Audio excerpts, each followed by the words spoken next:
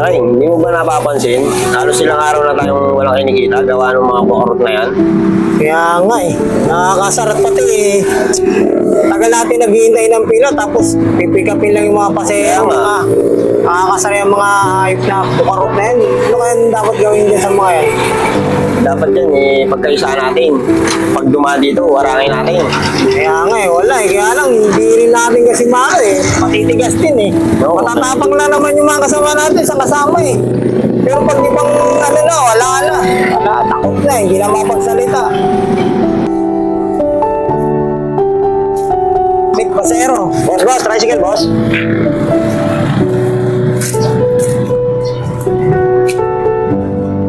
Uy, may pasero na naman dun. Sniper ka sa akin ngayon. Kartalo na naman yung mga nakapila dyan.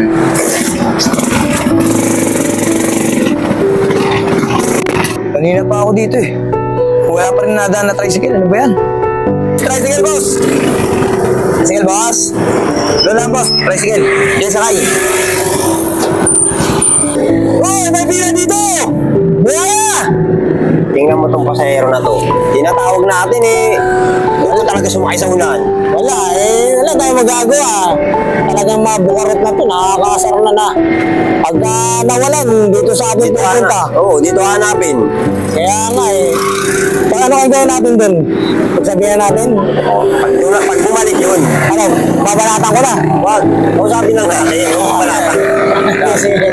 Hintay natin yun. Wala, pagbalik. Parangin ko ah. Sige. Pagsabihan natin. Sige. Sige, ayun na yung bukarot oh. Parangin na natin.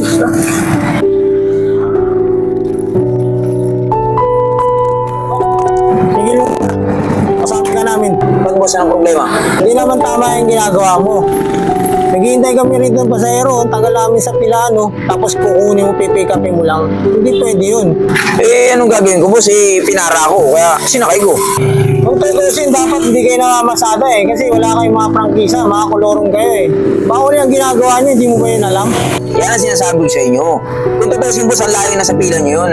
Tapos kayo, mag-iiyakan kayo. Eh ako, namamasada lang ako eh. Tsaka kung ganun boss, ang layo na nun eh. Tsaka isang peraso tatakbo nyo ba? Sira ulo ka pala eh. Alam mo nang mali ka eh, tapos sagot ka pa na sagot, para kang ano ah, nakakasarga. Kung gagawin ka.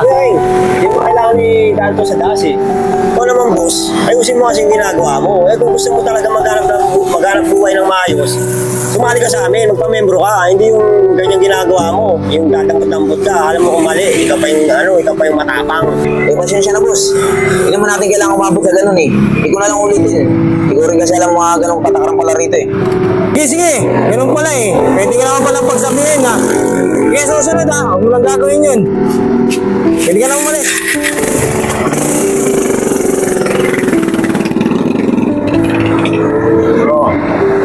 Ewan Kuya King, no? Tama na yung ginawa natin na gano'n. Tama yun. Para matauhan, hindi yung pagka kuha sila ng kuha ang pasahero rito, tapos pag nawalan sa ating pupunta. Oo. Tingnan mo nga, siya pa nga galit, di ba? Pinagsabihan lang natin. Kaya nga, siya pa matapang eh. Buti na lang, pinigilan mo. Papanatan ko talaga eh.